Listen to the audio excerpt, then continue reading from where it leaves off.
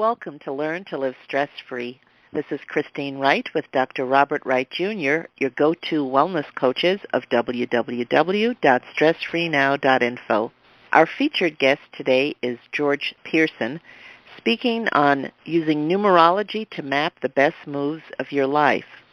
George tells us his mother said he was like a perfect baby. He seldom cried and entertained himself by just drawing. George's best childhood Christmas present was receiving a drawing kit, a sign of acknowledgement by his parents that he really did have artistic talent. He was always curious why things worked. Television, movies, and media attracted George's attention at an early age, as did the circus. He loved the fact that its main purpose was to make people happy. According to George, it always put him into probably a past life trance. Coincidentally, he became a student at Ringling School of Art in Sarasota, founded by John Ringling as part of his art museum. After graduating, George worked as a greeting card artist for Hallmark Cards in Kansas City. Then he moved to New York City in 1968, where he began to meditate. It transformed his life as a young artist and continues doing that today. George's career blossomed at NBC, HBO, and Discovery, but his main goal was to discover the mystery of creativity.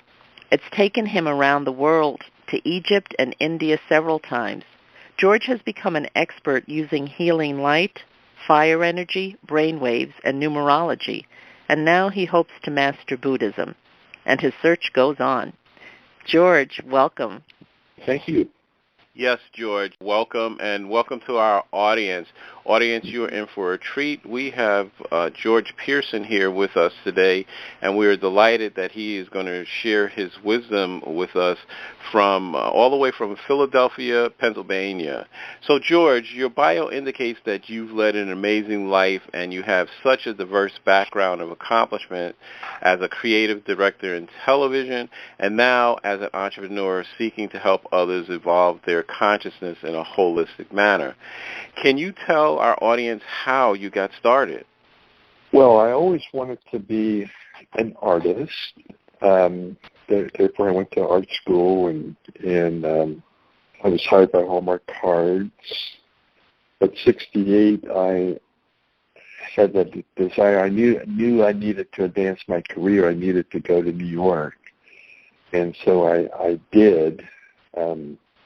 And I eventually, after a couple years, eventually found a job in television, my childhood fantasy.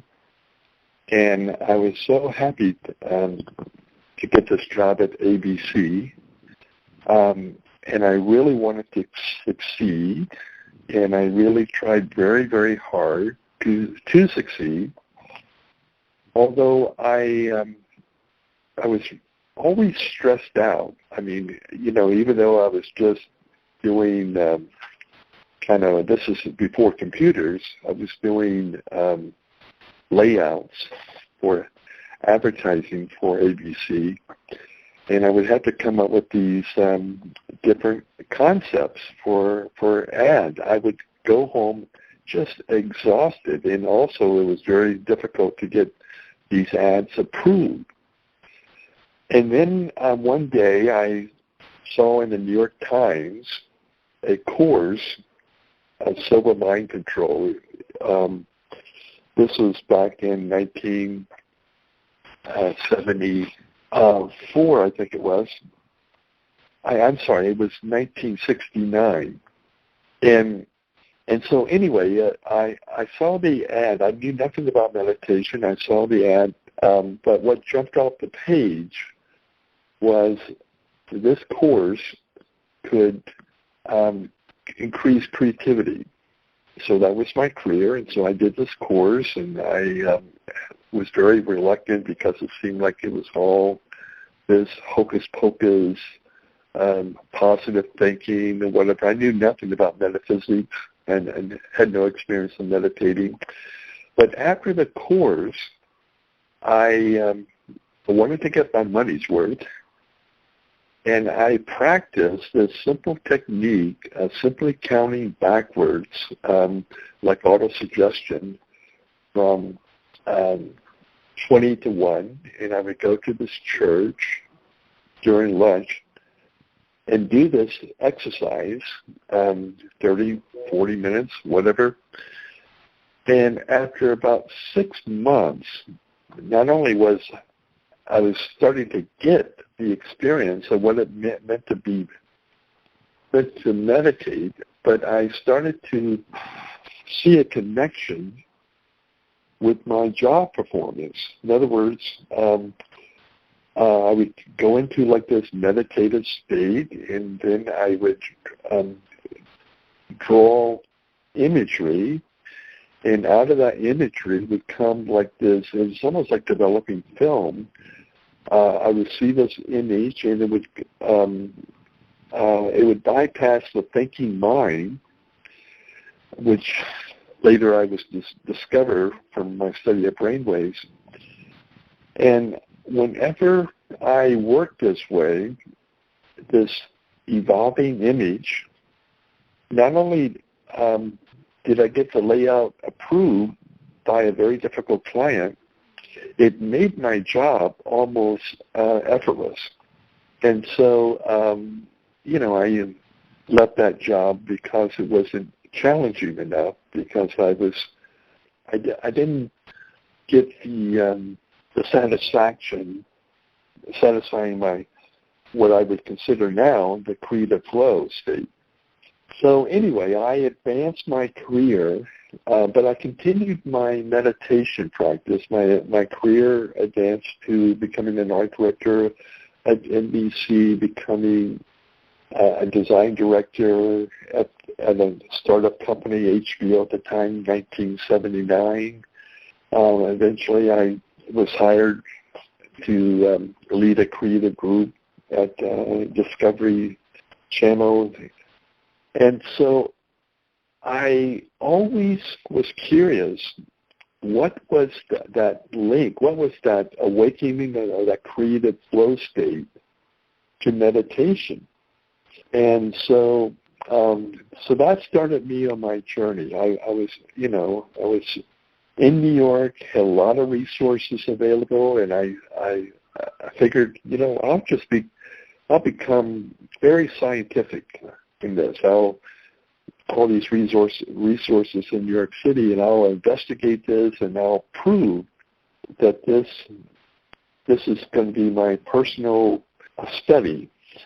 But soon I sort of came to my senses, and I realized that you cannot be an observer. You cannot read about philosophy or creativity or meditation or even metaphysics. You got to jump in and have the experience, the direct experience. And I was an artist, and, I had nothing to prove. My career was going fine, so I didn't need to prove myself. And so I just begun to explore consciousness. And I spent from since I did a course, 1970, and to this day, I'm still exploring consciousness. I've been exploring human consciousness with the intent to try to demystify creativity. So that's Wonderful, how I got George. started. Let me just ask you this. I love what you're saying about creativity. Can you tie in for our audience how that experience or experiences that you had led you to become interested in numerology? Well, it was just one of the, I was going to send you a list of all the different, in fact, I think I will after this broadcast, send you a list chronologically order of all these different ventures, all these different courses, and all these different experiences. They're only, this has been going on for many, many years. There are only, 5 or 6 that remain that have become reliable tools. Numerology is one of them. How that came about, I was very open. living in New York City, the resources are so dense.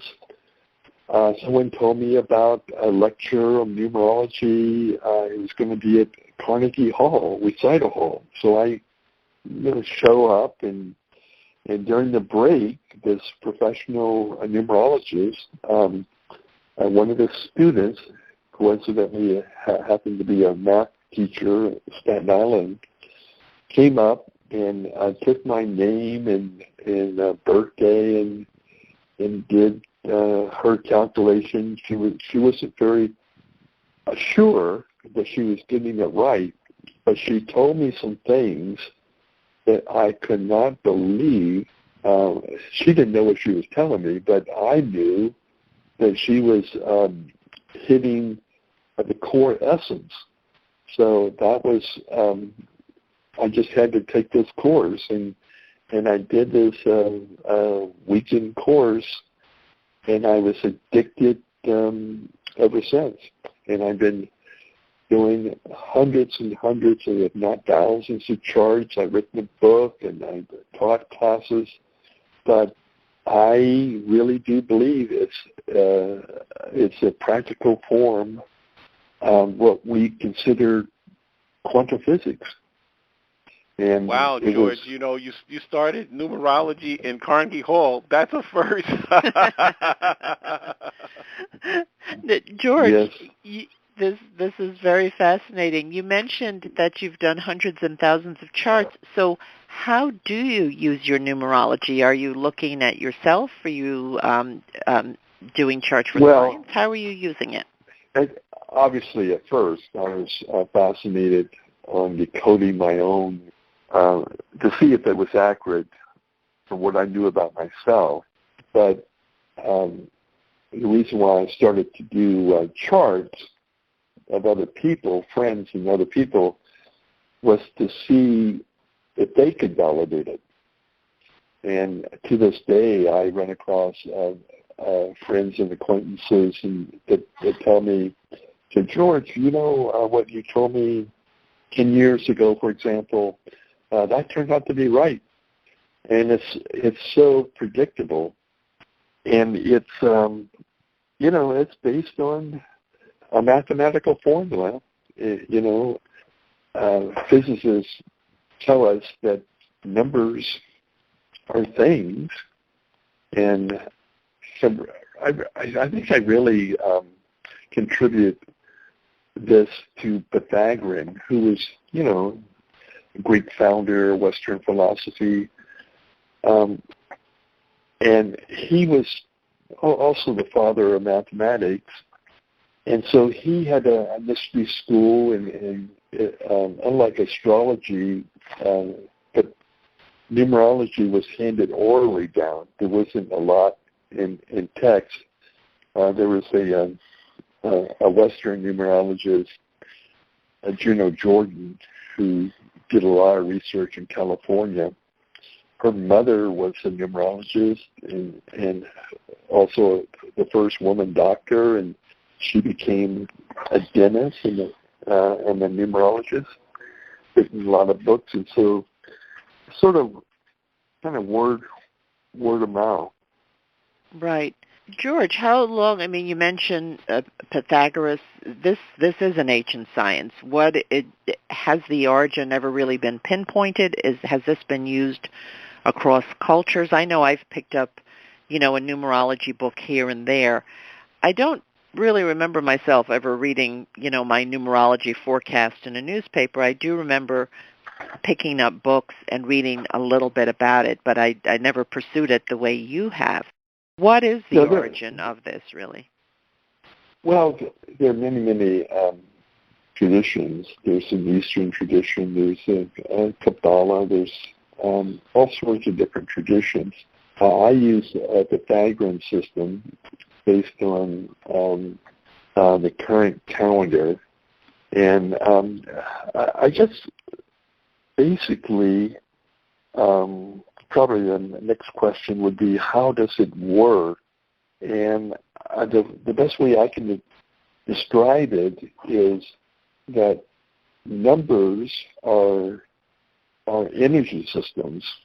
And the beauty of numerology, the reason why it's so simple, is that basically we use 9 numbers, and that any complex number can be reduced, added together, reduced down to one of the 9 numbers. For example, 222 can be reduced down to a 6. 2 plus 2 plus 2 plus 2.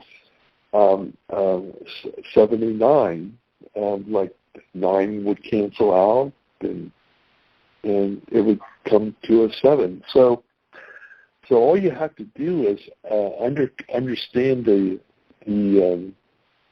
codes for 9 numbers, and then you can create different formulas, and you can find out cosmic vibrations, personal vibrations.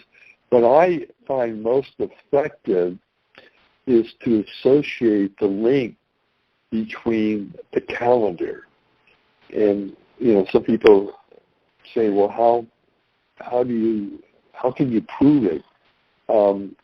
I can prove it by decoding the numbers of the calendar. In other words, different calculations based on your birth month and your age or whatever, without going into detail. Once you understand some very simple formulas, you can chart your life chronologically back in time, and also you can go forward in time based on the calendar. And this is why I find that there are personal cycles and there are also universal cycles. For example, 2016 adds and reduces to a 9. So just knowing the quality of a 9, I can pretty much predict the general tendencies of this current 9 year, opposed to an 8 year. I mean, for example, President Obama is the 44th president, which is, 44 adds up to an 8. So this is, I kind of use politicians and celebrities or whatever as my numerology teachers. And without going into a big thing about President Obama, but he encapsulates the essence of that 8, of the 8 presidency. And I know the next president will be a 9 president. And so the last 9 president we had happens to be Lyndon Johnson. So I know that we're going to get a kind of a general sense as to what that next president vibes will be like. So it just goes on and on and on. But this sounds very, very useful, George. Audience, George, let's take a short break, and we'll be back in a moment on Learn to Live Stress-Free, speaking with George Pierson, learning all there is to know, or a great deal at least, about numerology. Hi, I'm Dr. Robert Wright, Jr., the Stress Relief Doctor, co-host of the Learn to Live Stress-Free podcast series. I'm an author, speaker, and stress management wellness coach. My published study is the first to show the connection between stress reduction, grief recovery, nitric oxide spiking, and the relaxation response. And my practical application of this knowledge helps you relieve the stresses of everyday life. I have the tools to dissolve your pain points quickly and effectively. Email me to find out how you can start to feel better now at stressfreenow.info/contact. That's stressfreenow.info/contact. Have you been procrastinating about completing an important project or pursuing a treasured dream? Christine Wright specializes in helping her coaching clients to lay out clear, elegant strategies. She shows you how to quickly build your confidence to uncover and eliminate your habitual patterns of resistance and self-sabotage. Christine helps you discover those meaningful insights that will get you to do what works so you can celebrate your successes. Go to stressfreenow.info/contact to let Christine know that you're ready to live your ideal life now. Again, that's stressfreenow.info/contact. Welcome back to Learn to Live Stress-Free as we continue our conversation with our featured guest today, George Pierson. George, before the break, you mentioned something about the energy of numbers, and that fascinates me because Bob does work with tuning forks, and in that we look at vibration and frequency. And I do remember from my little bits of dabbling in numerology, and you began to speak about this, that each number has an energy. You talked about the 8 energy and the 9 energy, that this year, 2016, is a 9 energy. So as I recall, I believe, is 9 about endings? Could you tell us just a little bit about that 9 energy for this year? Speaking of vibration, they're like musical tones. I like to use a metaphor of a garden. For example, in a 1 vibration, it's the beginning of a cycle, but it's also 1 is the planting of a seed. So when you go through a 9-year cycle, or if your name adds up to a 1, and you have that 9 energy, or that 1 energy, it automatically associates with leadership, or a male sperm, trying to seek a comfort and nourishment to create other life forms. So it's very, very aggressive. And it also represents a kind of the male energy, whereas a 2 is a more receptive feminine energy.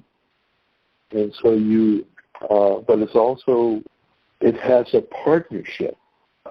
So the incredible thing about numerology, you can start to explain the cosmos, the evolutionary process, through numbers. Like 1 is the beginning of a cycle, 2 is the germination of a seed, 3 is the offspring, like green shoots, or is actually creating a new life form between the male and feminine energy, and so it has that creativity of a childlike energy. And then you going back to the metaphor of a garden. A 4 is, the plant starts to grow to life, maturity. And so 4 is contains the elements of the 1, dynamic energy, the 2, the feminine energy, the 3, the creative energy. And so it's a fully developed life form. But just like adolescence, or just like stagnation, I mean, a 4 is mature from a physiologically perspective, but it still needs to evolve. Then you have a 5 energy coming along. 5 is like an apex of a 1 to 9 cycle, and so it's a new burst of energy going out 5 directions simultaneously, and so it's a very progressive energy, whereas a 4 is very structured, very almost conservative, set in its ways. But a 5 is like an adolescent period, but it's almost picking up on the some of the qualities of the 1 energy. what's interesting from America's perspective, if you add up its birthday, July 4th, 1776, it adds up to reduces down to a 5.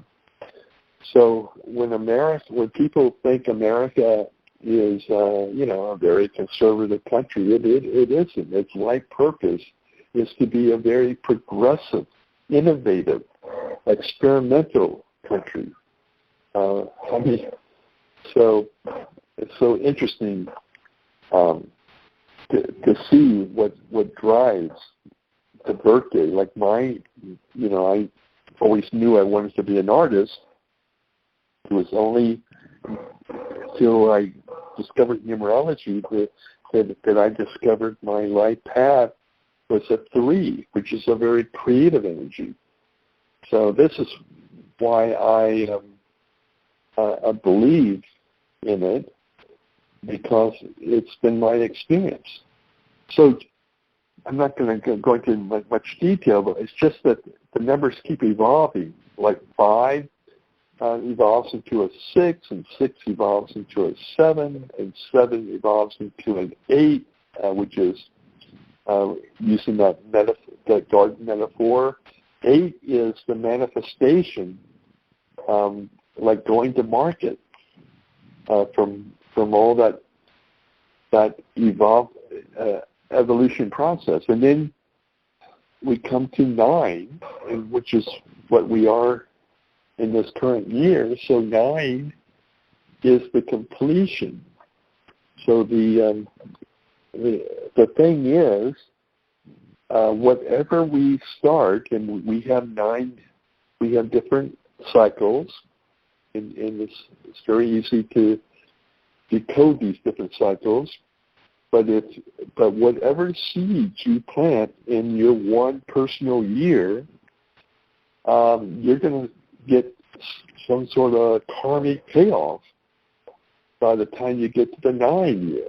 So what I find so fascinating is that you can look at people's charts and you can see why their life is working out or is not working out based on those 1 year seeds. So anyway, I think this can be a very, very helpful tool that people, once they become aware of it. I'm not a numerologist that considers, what is your lucky day and all that stuff. That's kind of superficial nonsense. But I do think it can be a very constructive, pragmatic science, and it can be proven. So, George, you mentioned the importance of the life path.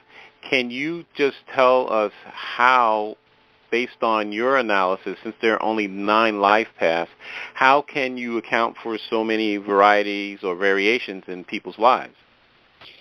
Well, you have to mix all the numbers, the name numbers. Like every letter has a corresponding name, number, for example. So you have to look at it from a big perspective. For example, the vowels represent a different vibration. The consonants represent a different vibration. So you mix the so-called life path number with what is called in numerology a person's inner motivation number, or their soul number, and also their personality number, and also their expression number, and it becomes a multi-dimensional process. So yes, there are only 9 numbers, but a chart, depending on how many letters there are, determine the different personalities or the different color, different flavors or different vibrations. So that's where experience becomes a factor. And as I mentioned, Hillary and my chart, we both have we share the same 3 life path number. We're completely our lives are completely different. Her soul urge is different than mine, and her expression is different than mine. And we can also, what's fascinating about numerology, you can actually look at lack of numbers or lack of letters and determine a person's karmic lesson, but also karmic merit, depending on how many different letters. So it's complex. I understand that, but it's also very, very simple. Once you understand the different 9 energy systems, as I kind of mentioned from that metaphor of the garden. Does that make sense? It does, George. And as I listen to you, it strikes me that numerology is a tool for you. It's not something that you're using to box yourself in. And using any type of system or practice like numerology, some people may say, well, you're telling me that this is a must, that my life is locked in this way. Could you speak a little to how numerology is a support for free will rather than predestination? That's a great question. It's a support in this way. Not a lot of people, very few people can even accept this. But the people, probably the more gullible people or open-minded people, nice way to say it, but the people are somewhat receptive to this. It can give you indications of your true life potential. In Buddhism, this would be called karmic lessons. So, but also karmic traits. For example, my mother, said that I very seldom cried as a baby. I always entertained myself by drawing. Now, how could that? I was raised on a very big family. My brothers were into sports. Why was I into art? And it could have been from a past life trait. So that's what numbers can do. It can show you your hidden potential and also your karmic challenges. What's interesting thing is not predestined. Some of your challenges. I mean, for example, my challenge, my karmic lesson is a 3, but I'm an artist, and therefore, by me manifesting my life, being an artist, I'm actually working out my 3 karma, if that makes sense. So definitely, George. For people that understand that, not everybody would agree, that there is karma, or we're in the terrain. You've opened the door to another show because you're talking about past life and past lives, and so that's very, very interesting terrain. So we will put a bookmark on that, and know that we'll have to have you come back to talk about that area, because that certainly is fascinating territory. And, there's a wide range of belief systems. Some people believe in that, other people don't. And we don't have to get into epistemological thing, but it's a very interesting territory. So, George, I want to thank you for being our featured guest today and covering such a fascinating topic of numerology, getting our toe dipped into the water, because, as you say, this is a huge territory that many people are using. They don't talk about it. It's not as well known as, say, astrology, but it's actually being used. So I want to thank you very, very much for being our featured guest. Could I just make one note? Sure. That this did not happen when I discovered numerology in Carnegie Hall. This evolved. 30, 40 years Right. So I come to this, and this is where direct experience is so important. Yes, very definitely. Well, George, we want to thank you again for being on our show, and we want to use this time for you to tell our audience the best way to reach you if they want to learn more about what you're doing or to get in touch with you or to hire you for some engagement. Probably the best way is my website, creative-mindflow.com. There's also another one, phillybrainwavestudio.com. Okay, excellent. Thank you so much. So, audience, you can contact George at creative-mindflow, that's MINDFLOW.com, creative-mindflow.com. And your other website, you said, George, just let me know if it's correct, is phillybrainwavestudio.com. Is that correct? Yes. Okay, so phillybrainwavestudio.com. And you can also email George at his website at george@creative-mindflow.com. So, audience, if you want to get in touch with George, please do so that you can learn more about what he does. Great. And audience, one other point, George is also on Facebook, so you can just look him up under his name, George Pierson, and it's Pierson spelled P-I-E-R-S-O-N, George Pierson on Facebook. So George, what final thoughts or key idea would you like our audience to take away from today's broadcast? I guess the takeaway is there are no accidents, that your life is essentially has a life map. And part of your challenge is to discover, however you do it, your life map. And once you do, you'll be very, very happy.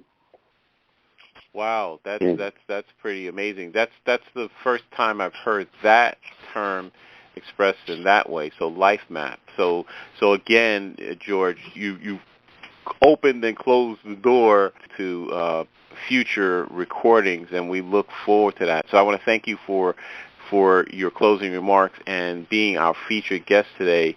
And audience, I want to thank you for listening. I want to thank George so much for being our guest. And wherever you are, audience, in whatever time zone you're in right now, we want you to know that we appreciate your presence and trust that you'll benefit in some way from the information we delivered during today's show. Of course, as always, we welcome and look forward to receiving your comments about our podcast show. Please let us know if there are additional topics you'd like us to see us cover, or if there's any guests you enjoyed so much whom you'd like us to invite back. Please contact us through our website with your feedback and suggestions. Remember, listeners, if you'd like to experience the same benefits our coaching clients get with us, including learning how you can get more results in your day and easy ways to dissolve your chronic pain, stress, and anxiety, then give us a call at 954-900-2179. Mention that you heard our Stress Free Now podcast show, and you'll receive a free gift from us.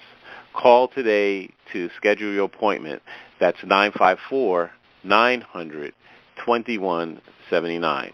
For Christine Wright, this is Dr. Robert Wright, Jr. of www.stressfreenow.info. Until next time, be safe and be well.